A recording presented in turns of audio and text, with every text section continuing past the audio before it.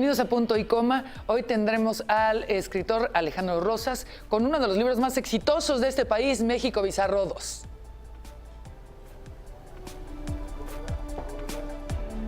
Dan y Alejandro Rosas se dieron a la tarea de revisar cada momento en la historia de nuestro país para contarnos los episodios más alucinantes de los personajes y pasajes de la tradición mexicana. Así en México Bizarro 2, ellos nos cuentan qué hay detrás de la fortuna de un pepenador millonario, un portero secuestrador y un poeta caníbal. O aquella vez que vino Queen y odiaron tanto la burocracia mexa que juraron nunca volver. En breves e irreverentes anécdotas que se narran con acidez y humor, se desborda el país surrealista en el que un mismo pasaje tiene sabor a chiste que a pesadilla. En esta segunda visita a los camerinos más oscuros e inverosímiles de la historia, los autores demuestran cómo funciona el teatro del absurdo mexicano.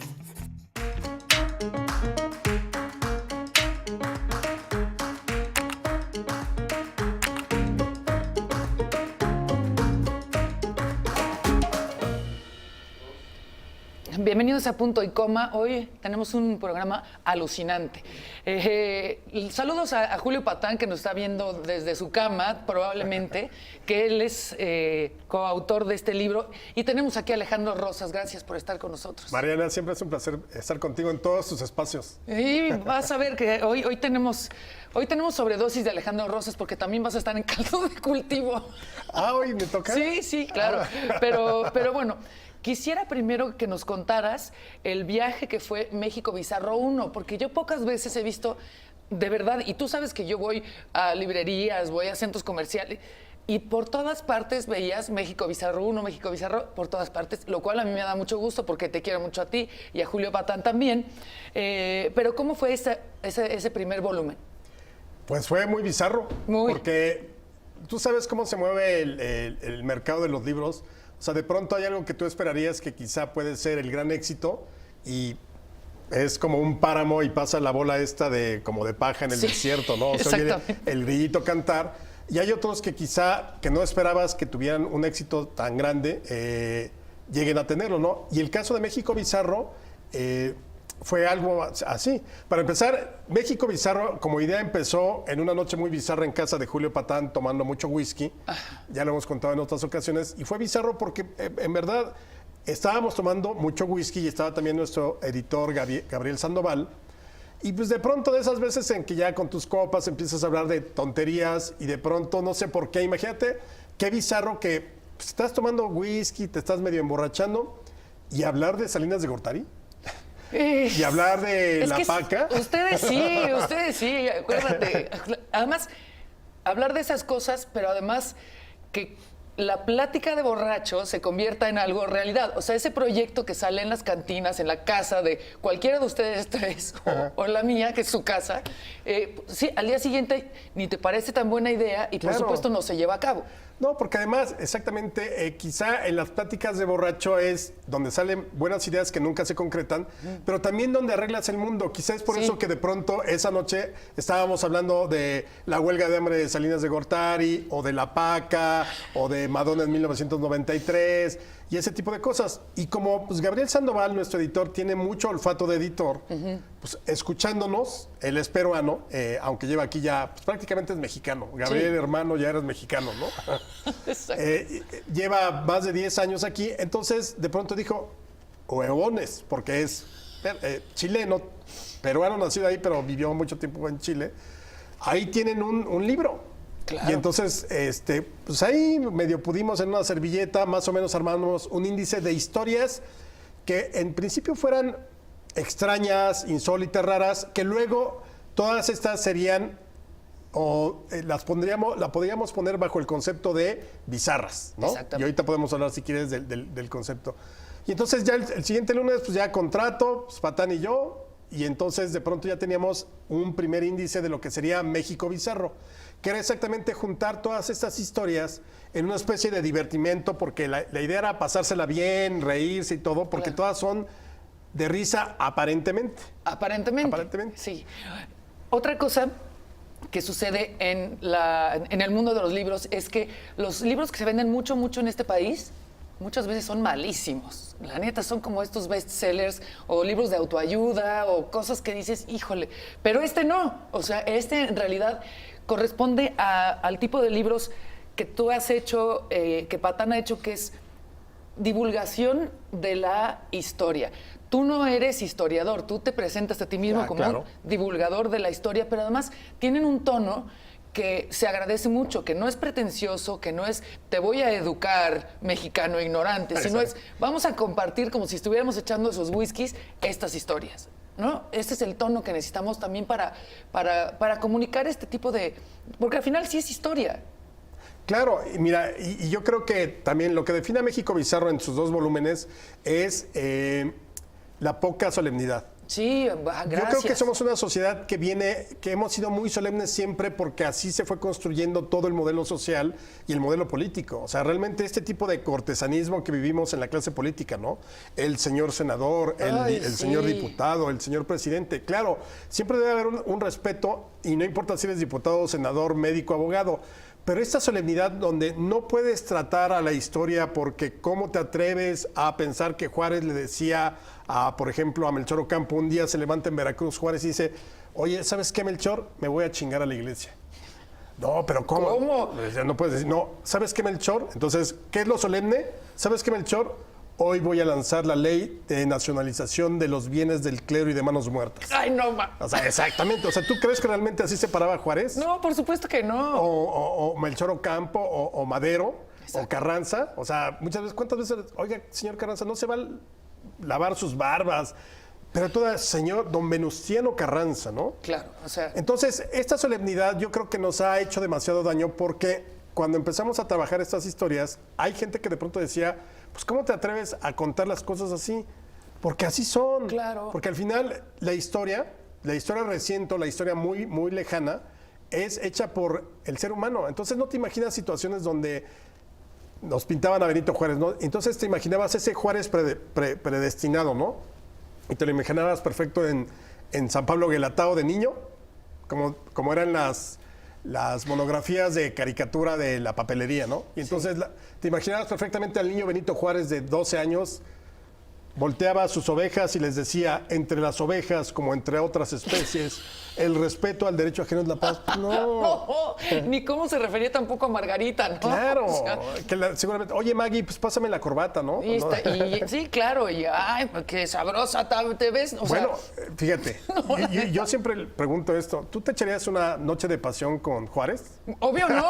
O ¿Por sea, qué no? Porque te imaginas ese acartonamiento, ¿no? Bueno, pues te voy a decir, de acuerdo a lo que puedes leer en su epistolario, era bastante cachondo. ¿Ah, sí? O sea, le escribía a Ay, Margarita don diciéndole, Benito. oye, bueno, tuvo como 8 o 9 hijos, alguna cosa así, incluso hijos fuera del matrimonio. Pero además lo interesante es que en las cartas a Margarita le dice, y se despide siempre, te deseo. Ándale, Pues sí. imagínate, tanto tiempo que pasaron separados por la intervención francesa, pues me imagino que en las noches así como, ¿dónde estará Margarita, no? Porque porque esos son seres humanos. Claro. El problema es que de pronto nos broncificamos todos. Exactamente. Y entonces nos alejamos de esa realidad.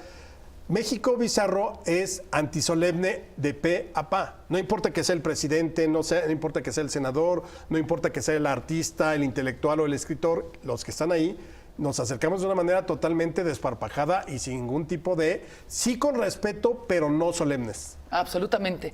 Bueno, vamos a hacer una pausa y vamos a regresar justamente con las historias que aparecen en México Bizarro 2. Tenemos 1 hora de programa y no nos va a alcanzar ni la mitad de las historias que vienen aquí, pero bueno, ya tendrán tiempo de ir por su ejemplar. Hacemos pausa, regresamos.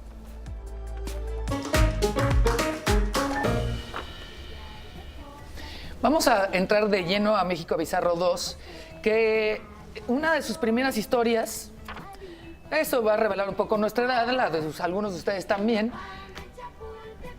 ¿Se acuerdan de esta canción? Es que tú dices que es buena, Rosas, pero es horrible esta canción de Yuri. La, la, la, la, la, la. Muy dichoso con tus papitos, pequeño Con tus pan de papitos. Chapultepec. La, la, la, la, la, la. La, la, la, la, la, la, la. Sí me la sé, qué oso, qué oso. Oye, es que, aparte, todos nos la sabíamos porque Ya quítala, mi Shirley, por favor, es espantosa. Porque en ese momento era lo más importante que ocurría en este país, el nacimiento de Togui Panda. Cuéntanos un poco cuál es la historia que abordas aquí, porque me investigaron mucho el caso de Togui Panda. Sobre todo en cuestiones hemerográficas, sí. O sea, todas las historias, porque mucha gente luego, y esa invención, no. O sea, lo increíble de México Bizarro en sus dos volúmenes es real. es que todo sucedió. Claro. Todo sucedió. Además, no hay editorialización, es decir, no estamos diciendo que lo hizo bien o mal, No, fulanito, no. menganito. Esto es lo que sucedió, son crónicas. Y así es como tratamos de narrarlo. Son crónicas estilo periodístico, con humor, con ironía, con picardía, pero todas las 90 historias de este libro, más las 90 del primero, son ciertas y ocurrieron. Y búsquenle hemerográficamente o historiográficamente, ¿no? Claro. Pero bueno, esta del Pandita es muy... Quisimos arrancar con esa porque es muy representativa de lo que somos o lo que hemos sido en México y seguimos siendo. Es decir, quizá el año pasado no era la pandamanía, era la Luis Miguel manía. El año pasado, sí, claro, con la O sea, serie. con la serie, todo mundo, Todo Luis el mundo. Miguel y Luis Miguel y Luis Miguel. Podremos hablar un poquito más adelante porque ahí viene la incondicional. Pero ¿qué sucedió? Es 1981. Parecería un momento que pues éramos como un pueblito chiquito. No, era México. México, que además había ya pasado su auge petrolero. Ya estábamos a punto de iniciar la crisis económica que dio origen prácticamente a la serie de crisis económicas de los 80. Y entonces de pronto, no sé si gracias a la Virgen de Guadalupe o a quien quieras, nace el primer panda en cautiverio en la historia del mundo, ¿no? ¿Del mundo? Sí, sí, por eso. Yo pensé que era de México. No, era el primer panda y por eso la sensación en todo el mundo. Claro. Porque era el primer panda que nacía en cautiverio. Generalmente no se pueden reproducir en cautiverio. Ok, fueron la primavera mexicana que los inspiró a los papás. Exactamente. Entonces, de pronto, que además eran dos osos, una pareja de osos, que le habían regalado a Luis Echeverría cuando había ido a China. Ok. Cuando, en un México muy bizarro, Luis Echeverría regalaba xoloscuincles. Entonces, te cambio un xoloscuincle por dos pandas. Pero espérate, qué horrible. O sea, bueno, con perdón a todos los hipsters que tienen los cuincles, pero es horrible. Es horrible. Es horrible. un perro espantoso. Es como el gato egipcio. Todo pelón, todo Sí, rosa. sí, guácala. O sea, yo quiero a los gatos, tengo dos perros, tengo un gato, amo a los animales, pero el gato egipcio y el xoloscuincle no me parecen agradables, no me gustan. Y el panda, todo bonito. Entonces, todo imagínate, dan tierno. dos panditas y tú, dos panditas por un xoloscuincle. Entonces nace. Entonces, esa pareja tiene relaciones Sí, así se dice. y nace Togui. Bueno, en ese momento el pandita en 1981. Obviamente creó una sensación en la sociedad que de pronto nos llenamos de la pandamanía. Tanto así que ese mismo año, en octubre, iba a realizarse y se realizó en Cancún la cumbre norte-sur de países. O sea, era un gran evento y además era el esplendor de Cancún como el... Si Miguel Alemán había tenido Acapulco en su momento, en el gran desarrollo, López Portillo le había apostado mucho a Cancún. Entonces al presidente se le ocurre, ¿por qué no le ponemos al pandita del amor Cancún? Pero. Entonces, para subirse todos al show, ¿no? Ajá. Entonces dice, sí, señor presidente, es muy buena idea, como todas sus ideas, señor presidente, como se les dice a los presidentes. Pero Cancún significa nido de víboras. Entonces no O está nido de muy serpiente. tierno para Entonces, ponerle al sí, pandita o sea, bebé. exactamente, es un pandita bebé, no le va a poner nido de serpientes o nido de víboras. Entonces se les ocurre otra gran idea. Otra gran idea. Para empezar, ¿por qué no hacemos un tema dedicado al pandita? Y Yuri en ese entonces era así como superestrella, ¿no? Estaba empezando, yo creo que ese fue uno de los temas que la catapultaron de manera importante. Pero lo interesante de todo es que el DIF se acababa de fundar en 1977 y estaba a cargo la esposa del presidente, Carmen Romano de López Portillo. Entonces a la señora se le ocurrió, pues, ¿por qué no el DIF financia el tema del panda? Y entonces de la lana del DIF salió el patrocinio para el sencillo que es el Panda de Chapultepec, que lo cantó Yuri y que incluso le hicieron su video. Por ahí deben de estar las imágenes, buscan en YouTube, seguramente, porque el video musical es ella corriendo con niños en Chapultepec y cantando Pequeño Panda, que aún no andas y ya queremos verte jugar con tus amigos. Qué oso, sí. Sí me la sé, claro. Y Entonces, es un éxito el video, es un éxito la canción. Y de pronto la gente abarrota Chapultepec para conocer al panda. Qué oso también. Qué O oso. sea, eran 2 horas de cola para ver al panda, porque ni siquiera lo podías ver No, bien. y además, un panda recién nacido es como una ratita, es todo Sí. rosa. De hecho, decían que era falso, que era para llamar típico. Es una cortina de humo para no hablar de la crisis y todo eso, pero sí había nacido. Lo que pasa es que te digo, parece una ratita y en unas semanas después ya empieza a agarrar forma de oso. Claro. Pero obviamente, pues, no es de, a ver, viene la gente a verte, sal.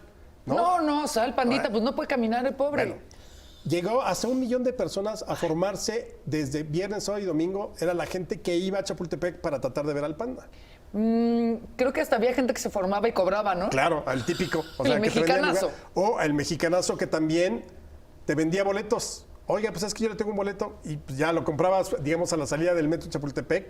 Ya cuando llegabas al zoológico te dabas cuenta de que te habían visto la cara, pero te lo vendían. Había globos del panda, bolsas del panda, panditas por aquí, panditas por allá. O sea, todo era la pandamanía. Entonces, otro punto más. Ya después de tener tu tema, pues ¿cómo le ¿Cómo ponemos le al vamos a panda? poner al panda? Entonces, típico concurso mexicano de pon el nombre, así como la jirafifita, ¿sí? ¿No? Que tuvimos hace unos Sí, meses. sí, es cierto.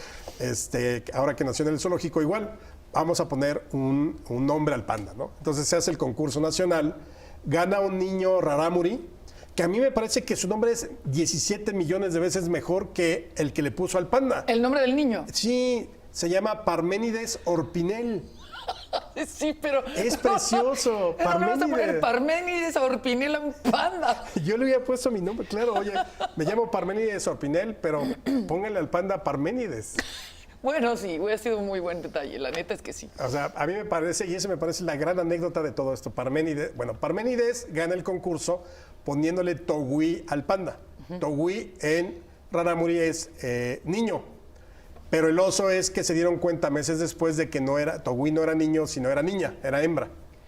Togui se llama niño, pero es niña. Es niña. Me Too.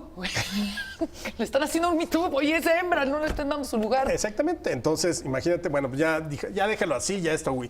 Pero la historia termina muy curiosa porque, a ver, perfecto, organiza un concurso muy bien, habían prometido un automóvil, le habían prometido una beca de estudios, la beca de estudios nunca la recibió Parménides Orpinel, Otro mexicanazo. y el coche sí. El coche viene a México, la premiación la encabeza Jacobo Zabludowski, y le dan al papá de Parménides pues, el coche, un Atlantic de la Volkswagen de 1981. Pero a ver, en una situación sensata, pues le das el Atlantic color blanco, color negro, azul o rojo, el que quieras. No, le entregaron un Atlantic con el cofre pintado de panda, una cara de un panda. Pues sí, tenían que llamar la atención. O sea, entonces sabías perfecto, imagínate. Que Pero te regale- aparte, Parménides Orpinel, ¿cuántos años tenía? No, pues tendría como 8 Pues aproximadamente. no sabía ni manejar. No, de hecho me encontré una entrevista muy buena donde él dice, te cuenta todo esto y cuenta que nunca le dieron la beca de estudios. O sea, le dieron un premio a su papá. Claro. No, bueno. Bueno, y él fue el que le puso Togui, que vivió hasta más o menos como 10 años. Creo que muere por 1991 el panda, muere de causas naturales. Pero entonces hubo monedas, el Banco de México acuñó a los 5 años de nacido una moneda, me parece que era onza Troy de plata, con el Pandita del Amor. Surgió no sé si te acuerdas de este programa y también ahí delatamos un poco la edad, en la carabina de Ambrosio, Los Panditas, donde Chabelo y César Costa se disfrazaban de panditas y retozaban y peleaban Oye, y jugaban. Pero no había también en Chiquilladas, ¿no? Alex Sintek se vestía de malosito panda. Ah, claro, eso no me acuerdo, eso faltó. Ahí tenemos que añadirle una malosito panda. Claro, es cierto. Y bueno, también de Chiquilladas, Ginny Hoffman nos dio el otro gran tema del panda, que era el de Togui Panda le pusieron Sí, al cierto. Pandita del Amor. Togui Panda ya lo llaman Ya, por sus favor. amigos del salón. ¿Cómo te acuerdas de todo eso? Sí, no me acordaba tanto, pero sí, claro. Bueno, claro. pero te acordaste del malosito panda. Malosito panda. Y sí, Alex Sintek. Chabelo claro. y Y César, Costa, de los pandas. Qué oso. Luego hubo una ¿Por qué? película típica de esas churros que aventaba el cine mexicano con 60 semanas de éxito, ya ves que así aparecía en la cartelera en los periódicos, en sus 60 sí, semanas de claro. éxito, y estuvo el panda, así, el oso panda o alguna cosa se llamaba así, ¿Una película? una película que era de dibujos animados, me imagino que terrible, Terrible. pero pues la podías ver en La Raza Y varios más. Oye, sí. ¿Qué cosas estamos recordando? Y sí estamos delatando nuestra edad, pero ¿y? Pasa nada, ¿no? Que yo creo que el éxito también de muchas de las historias y de los dos Méxicos bizarros es que hay mucha historia reciente de los años 80, de los años 90, y creo que ahora que estamos tan de moda con la nostalgia y lo retro, de pronto mucha gente empieza a recordar cosas que quizá jamás se hubiera imaginado volver a pensar en ellas. Claro. Digo, hay cosas que son muy chistosas como la del oso panda, ¿no? Hay otras que verdaderamente uno dice, híjole, ojalá nunca volvamos a vivir esto, como el Congreso discutiendo, y viene en la historia en el 1, en 1993, el Congreso, este Congreso tan preclaro de diputados y senadores que tenemos, que se preocupan tanto por el interés nacional y el bien de la nación, discutiendo un día de octubre del 93 si le daban autorización a Madonna para venir a México, porque había un sector del PRI que decía que no debía entrar porque venía a envenenar a las familias mexicanas. Madonna. Imagínate, sí. ¿Por qué? ¿Por impúdica? Sí, porque además traía el Girly Show, era su gira, pero decían que se masturbaba en el escenario y que violentaba todas las creencias. Entonces se creó la Liga de la Decencia, de la que podemos hablar en un ratito más, que viene en el 2, o las buenas conciencias que decían, ¿cómo va a venir Madonna a envenenar a la juventud? Y estuvo a punto de cancelarse el concierto en noviembre del 93, nada más que como los hijos de Salinas de Gortari decidieron que querían ir a ver a Madonna en el Foro Sol, pues entonces ahí se aplacó el rollo en el Congreso. Pero imagínate, el Congreso No, bueno. discutiendo eso, se ve que el país es primer mundo y que no Claro, tenemos no hay que ningún preocupar- problema, ¿no? Nada de qué preocuparnos. Vamos a hablar más historias de música, porque viene aquí también el caso de YouTube y los supuestos guaruras que golpearon a no sé quién, y también el de Queen. Hacemos una pausa, regresamos. Bueno, estábamos hablando de el rumor este de por qué no venía YouTube a México. Cuéntanos, ¿qué fue lo que investigaron para México Bizarro 2? Mira, hay cosas, ahí es donde te das cuenta que varias historias bizarras te pueden dar una gran historia bizarra.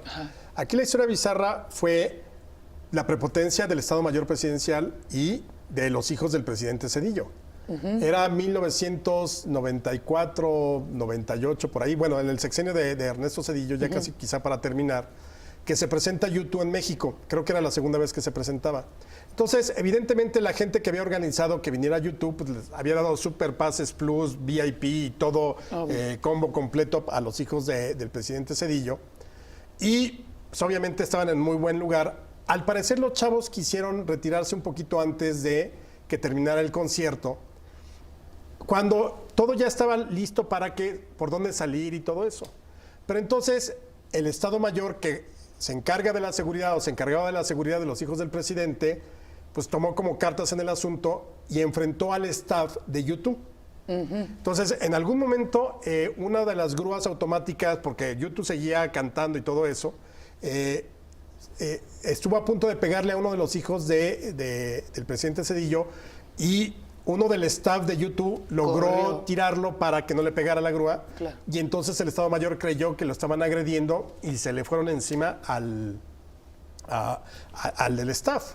Fue un desastre porque los del Estado Mayor, incluso uno de los del Estado Mayor agarró a cachazos a uno del staff y quedó muy lastimado, otro quedó lastimado de la espalda.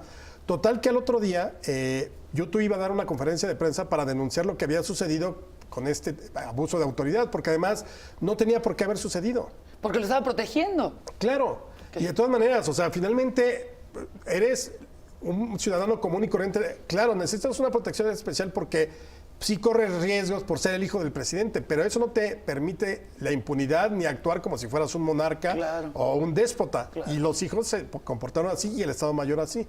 Total que al parecer lo que sucedió fue que la presidencia le dijo a YouTube, oye, pues no hagas ninguna conferencia de prensa ni nada, te invitamos acá a Los Pinos para que el presidente ofreciera una disculpa, pero al parecer el presidente dijo que les dijo, no, pues de todas maneras ustedes tuvieron la culpa porque mi hijo tal.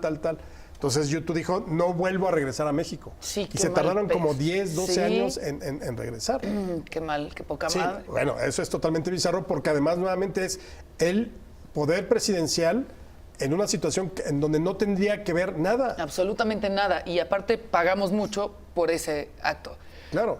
Ahora también está muy de moda Queen por la película, pero tenemos una historia bizarra de Freddie Mercury. Claro, o sea, bueno, pero esa es una bizarrísima. 1981 es cuando no había conciertos, porque quizá mucha gente no recuerde, No sobre había todo los chavos, conciertos. no había conciertos masivos en México. No había O sea, conciertos masivos y pasaba algo muy vergonzoso que fue, yo lo recuerdo, la primera vez que vino Rod Stewart, la 89. gente ni sabía quién era, mucha gente. Pero ahí vamos todos, yo no fui. Van todos al Estadio Corregidora, portazo, porque viene Rod Stewart. No se sabían ni 2 canciones, pero era un... Los jóvenes turcos, como presentaban las canciones en español. Los ¿no? jóvenes turcos. Pero era un hito muy impresionante que viniera un artista internacional y que hubiera un concierto masivo. Y entonces volvemos a Queen. Pero fíjate, ese que dices de Rod Stewart, se vendían los boletos en la Ciudad de México. Yo me acuerdo haberme ido a formar con amigos al Cine Apolo de Ciudad Satélite porque ahí era uno de los puntos de venta. Pero estaban prohibidos prácticamente en la Ciudad de México conciertos masivos. ¿Por qué? Pues porque a la autoridad no le gustaba que los jóvenes se concentraran Claro. masivamente después de lo que había sucedido en años anteriores, ¿no? Entonces, en 1981, un empresario logra sumar a México a la gira que hace Queen para promover su disco The Game, que es un discazo. Pero obviamente aquí el regente era Jan González y dijo, no, pues se pueden quedar hospedar en México, pero aquí no va a haber concierto.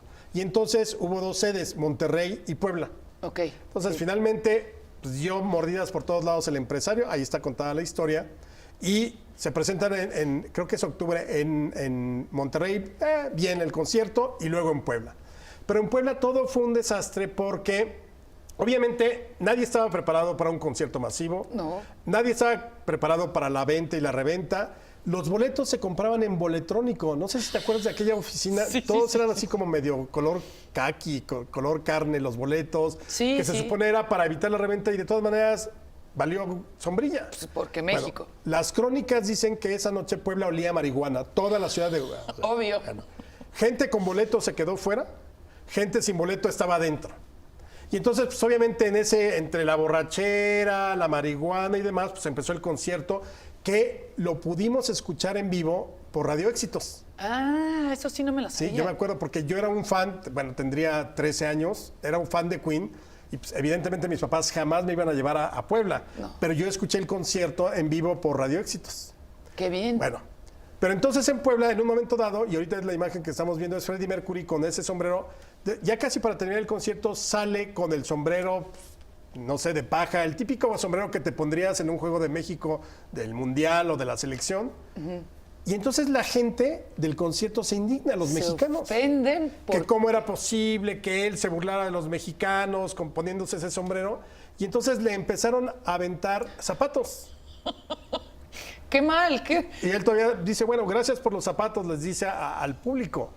No, bueno, fue un desastre. El concierto terminó bien, salvo todo ese desaguisado alrededor, pero sí quedó la impresión de que ese nacionalismo chafón,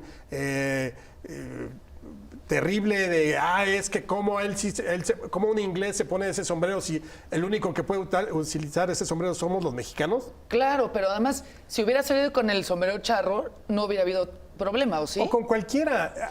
O si lo hubiera pisado, si hubiera quemado la bandera, si hubiera Claro, quemado claro. el sombrero charro, estoy de acuerdo. Se lo puso como cualquiera se pudo haber puesto el sombrero. Y esa es la imagen, o sea. Claro. Y eso le molestó a los mexicanos. Pues sí, claro, pero te digo, si hubiera sido con otro tipo de sombrero, porque lo hacen todavía y en este acto que yo no acabo de entender muy bien, que es en los conciertos, el que se presta se pone el sombrero y dice, ¡Viva México, cabrones! Y todo el foro Sol se desvive. claro, sí, claro. Bueno, pero además es como el sello del mexicano, ¿no? ¿Qué le das al extranjero que viene a México? Un sombrero charro. Como si todos estuviéramos en las calles con nuestro sombrero charro todos los días. Exactamente. Bueno, por eso tenemos esa impresión, ¿no? De que se imaginan los mexicanos de charros. Sí. Te cuento, ahorita que estuvimos la semana pasada de los 50 años del viaje a la luna, Ajá. hubo una gira de la amistad el primer país en visitar los astronautas después de que regresaron de la Luna fue México. Era un lunes, 29 de septiembre de 1969. Hay fotos donde se ven los astronautas llegando al Zócalo y que le entregó la gente que los rodeaba sombreros charros. Y entonces Claro. están los 3 astronautas que evidentemente en la Luna hubieran lucido más los sombreros charros que los cascos. Pero pues como no pudieron, entonces los utilizaron en esa visita a México. Claro. Pero aquí terminó, bueno, después de la gira de Queen, en una de las revistas especializadas, el propio staff dijo que el peor lugar de todos los que habían visitado en la gira era México. Que el agua mala, que la corrupción estaba a todo lo que daba, que tuvieron que dar moches por todos lados, que ojalá, que será bien. Dijeron, bueno, nos las pasamos bien, pero ojalá nunca regresemos. Y Queen nunca regresó. Queen nunca regresó. Y se nos fue Freddie Se nos Mercury. fue. Se acabó. Se acabó. Se jodió. Chin. Oye, decías hace rato algo que nos llamó mucho la atención, que es lo de la moral, lo de Madonna, que hicieron. ¿Cómo es? La Liga de la Decencia. La Liga de la Decencia. ¿Y qué tipo de códigos o con base en qué se hacen las discusiones en esa asociación? Es que sabes que no, siempre ha habido un conservadurismo atroz en México en todas las épocas. Claro. Por ejemplo, cuando llega el Cancán en 1867, o sea, realmente conmocionó a México y había mucha gente que decía que no debía permitirse. Decían que era tan escandaloso que las estatuas de mármol se ruborizaban. Es neta. Sí. Y bueno, eso sucedió en México. Imagínate, en los años 40 empezó a generarse todas esas instituciones como la Asociación Nacional de Padres de Familia, Claro.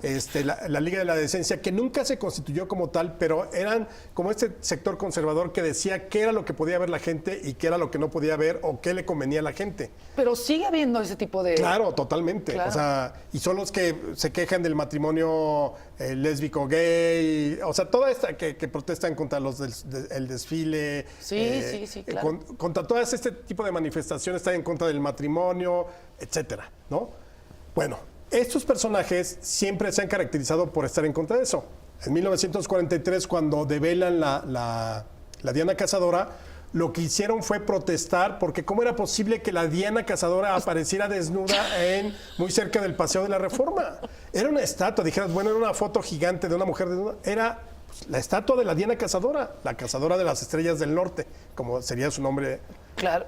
Entonces- y el ángel también está... Claro, pero eso yo creo que porque estaba más alto ya nadie dijo nada. Pero la Diana Cazadora pues estaba perfectamente, era Claro. pues, una mujer desnuda. El otro podría decir, bueno, es un ángel o una Victoria alada. Sí, y aparte la Diana pues está muy sabrosa, la verdad. No, la verdad sí, pero pues yo creo que los de la Liga de la Decencia pues pasaban y se hacían sus, así de, ay, masita, ¿no? Sí, claro, claro. Y Bueno. entonces se sentían impúdicos. Claro, una de las protestas que hicieron fue ponerle brasier y calzón de manta.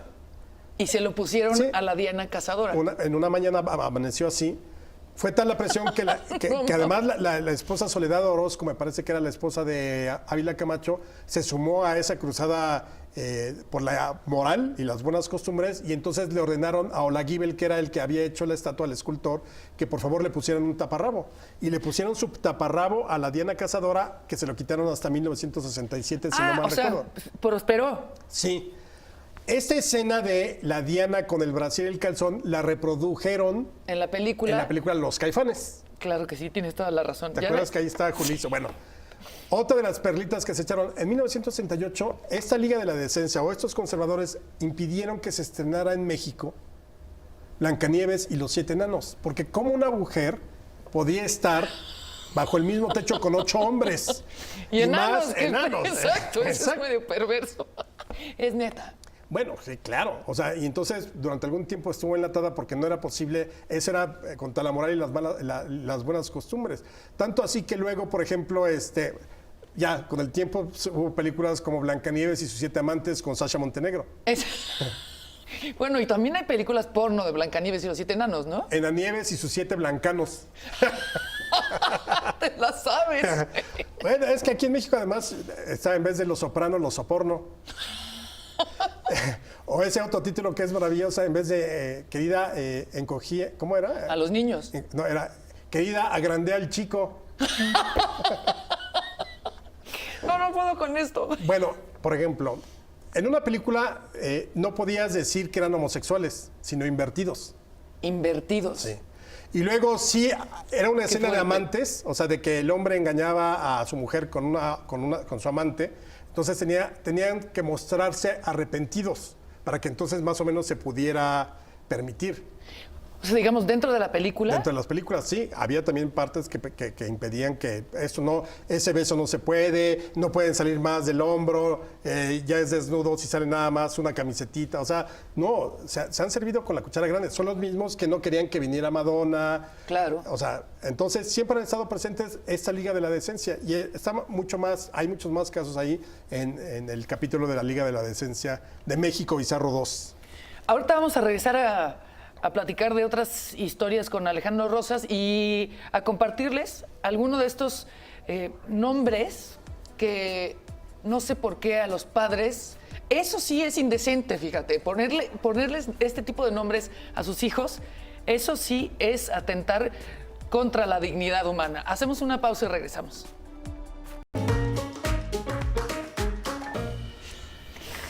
Oye, cada año sale una lista de nombres extraños, impertinentes, absurdos, ¿no? Los registros del INE, ¿o dónde es? Sí, seguramente ahí es donde se puede ver o en el registro civil, pero yo creo que es más palpable en el INE, cuando sacas tu credencial y se ve el padrón. Este es un estudio que hizo Julio Patán, que es coautor de México Bizarro 2, que no nos puede acompañar, creo que tiene un pequeño problema gastronómico, gastrointestinal. Tiene una diarrea bizarra. Exacto, por decirlo menos. Y entonces se dio la tarea de investigar algunos nombres, les voy a decir solamente algunos.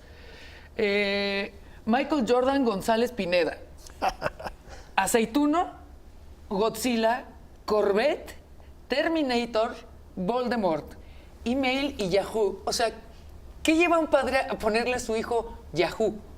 ¿No? O luego había uno que decía que se llama Woody, no por Woody Allen, sino por Woody, el de Toy Story. Sí, claro. Jimoteo Calzón, o sea, neta, ¿a quién se le ocurre?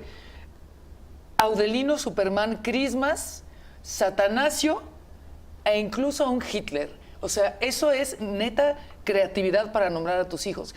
Hay una historia que cuentan Julio Patán y Alejandro Rosas cuando presentan su libro que tiene que ver con un día que entraron a una librería y preguntaron por su propio libro. Entonces la de la tienda les dijo, ustedes son los autores. ¿Y qué pasó después? Nos dice, bueno, sí, llegamos muy ufanos, ¿no? La librería, pues, era todavía el México Bizarro 1, estábamos en Zacatecas, de hecho, y entramos a la librería a buscar otro libro y a mí se me ocurrió, para ver si estaba el libro o cómo se estaba vendiendo, preguntarle a la señora que era la dueña. Oiga, señora, ¿y tiene México Bizarro? Me dice, se nos queda viendo y nos reconoce. Dice, ustedes son los autores, ¿verdad? Y entonces nosotros así, ¿no? Lentes oscuros aquí. Claro, somos sí, súper famosos. quiero una foto, casi. Quiere un autógrafo. Dice, no me gustó el libro. Pero como se vende muy bien, pues sí lo tengo. No, me parece que no está, o sea, me aburrió el libro, no me gustó. Creo que son mejores ustedes cuando lo cuentan que como lo escriben. ¿Qué? Señora, pues muchas gracias. Entonces no quiere foto. Pero ha pasado, no nada más con ella, sino gente que les dice, no me gustó, o esto es incorrecto, o cualquier cosa, ¿no? La gente se involucra muy emocionalmente. Pero fíjate que se involucra mucho, sobre todo en tratar de aportar historias.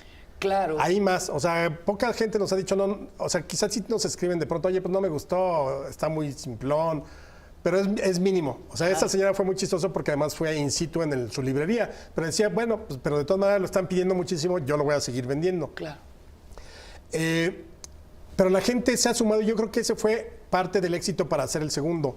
Mucha gente en distintos lugares nos cuenta historias. Claro. Entonces, por ejemplo, viene la del tiburonario de Mazatlán, que esa a es mí me la buenísima. contaron estando en Mazatlán, en la presentación del libro.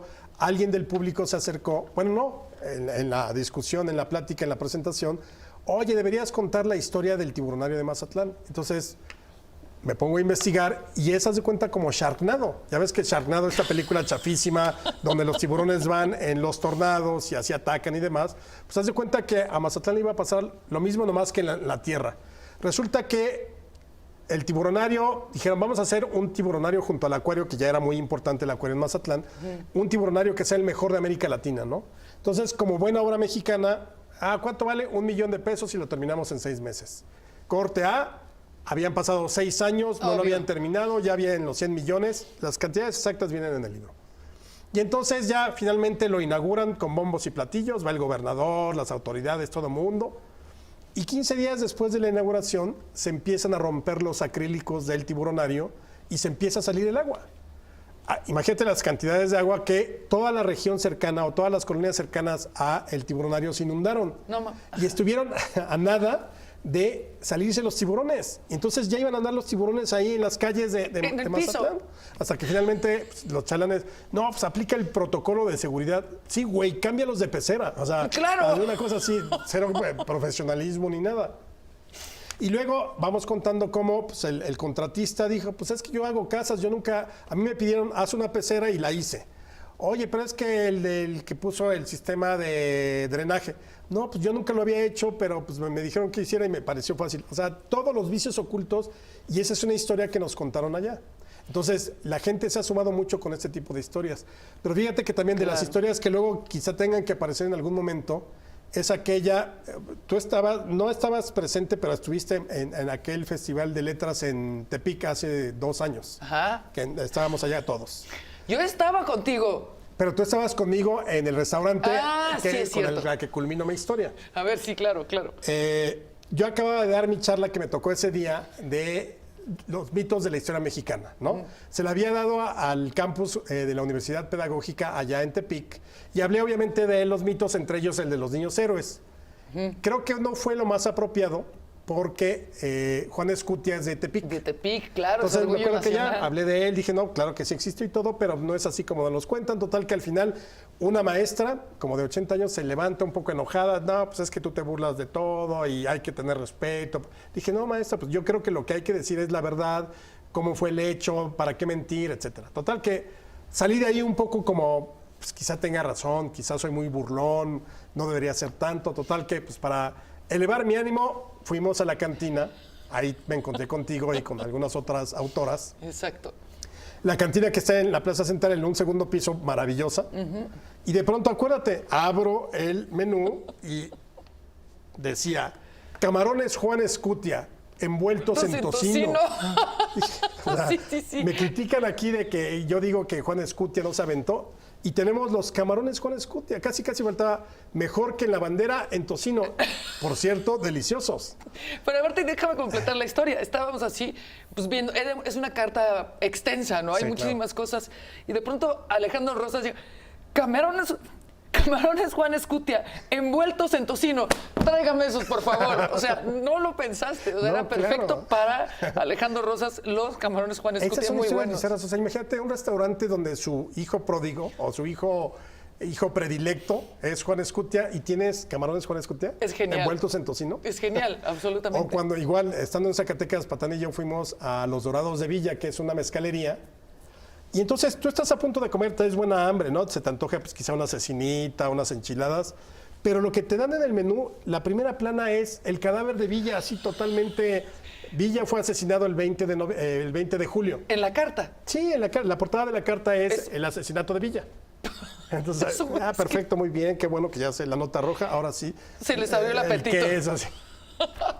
Oigan, hacemos una última pausa y regresamos para terminar este programa con Alejandro Rosas, pero tengo una buena noticia si usted se quedó picado, pero ahorita regresamos con eso. Tenemos muy poco tiempo, pero hay una de las historias que yo viví también. Híjole, no estoy muy orgullosa de decirlo, pero sí fui parte de las chicas que vio el video de La Incondicional de Luis Miguel para ver si era cierto que le cortaban el pelo, porque la onda de Luis Miguel era pues, siempre estarse agarrando el pelo y ¡ah! ¡Escándalo! Y no teníamos YouTube como para verlo 1000 veces y No, checarlo. bueno. Era si te tocaba. Y entonces esa fue también una de las historias de México Bizarro que nos unió. Es muy bizarra porque nosotros la empatamos con la serie de Luis Miguel del año pasado que creó una Luis Miguel manía otra vez, ¿no? Sí, total. Incluso no sé si te acuerdas que al presidente Peña Nieto le preguntaron que quién era el peor villano de la historia o alguna cosa. Y o dijo no, Luis. Y sí, Luisito. no dijo Huerta, no dije yo, ¿no? Sí. O Huerta o quien quieras. Dijo Luisito Rey. Luisito El presidente respondió Luisito Rey. Hazme el favor. Entonces, de ahí saltamos exactamente a otro momento de una Luis Miguel manía, 1989. De pronto se anuncia a los cuatro vientos que Luis Miguel se había cortado su melena esta de león que traía desde Claro. discos anteriores para hacer el famoso video de La Incondicional. En el colegio militar. En el colegio militar, y ya desde entonces Luis Miguel lo había anticipado. También lo grabaron en Santa Lucía. ¡Qué Ya, visión! ¡Qué visión! O sea, Luis Miguel nos dijo ya, Santa Lucía está llamado a ser un lugar grande para tener un aeropuerto. Bueno, ahí filmó. Además, lo presentaron como el pobre Luis Miguel, lleva semanas entrenando con los soldados, con los cadetes del colegio militar. Fueron 2 días de grabación. 2 días de grabación. días, nada más. No tuvo que disciplinarse nada. Nada. Este, Ahora, sí tuvieron que ajustarse a los horarios del colegio. Es decir, cuando él salta del trampolín de 10 metros, pues lo tuvo que hacer a la misma hora. Sí, y entonces, pero el asunto fue que se desató realmente una polémica que cómo era posible que Luis Miguel se cortara esa mata tan maravillosa que tenía. Se mencionaba en los cafés en todos lados, la Luis Miguel manía, todo lo que daba. Y muchas fans estaban enojadísimas porque se había cortado. Sí, era un escándalo. Bueno, entonces lo vimos en su video que era como el Top Gun mexicano. Claro. Por esos tiempos estaba Top Gun con Tom Cruise. Bueno, pues Luis Miguel era Tomás Cruz, digamos, Sí, el sí, equivalente. sí. Pero lo interesante fue que no se había cortado el pelo. Se cortó un poquito, aun cuando lo hicieron ver como la gran historia y él casi como si hubiera subido al Everest Claro. sin oxígeno. No, pues me corté el pelo y no, le hicieron un encuadre perfecto, le cortaron un poquito y le agarraron la greña con algunas pasadores y eso. Hasta se le ven. Y el trabajo de edición fue perfecto. Resulta que después del video todo el mundo supo que no había sido cierto, pero la Luis Miguel manía de 1989 por La Incondicional realmente fue algo de 2, 3 semanas, casi 2 meses. Yo la viví de primera fuente, Y bueno, de ¿quién no primera cantó mano. esa, no? La Incondicional. ¿Te digo algo? La misma de ayer. Y esto para despedirnos, y tampoco me siento orgullosa. ¿Sabes cuál era mi apodo en la secundaria? No, La Incondicional.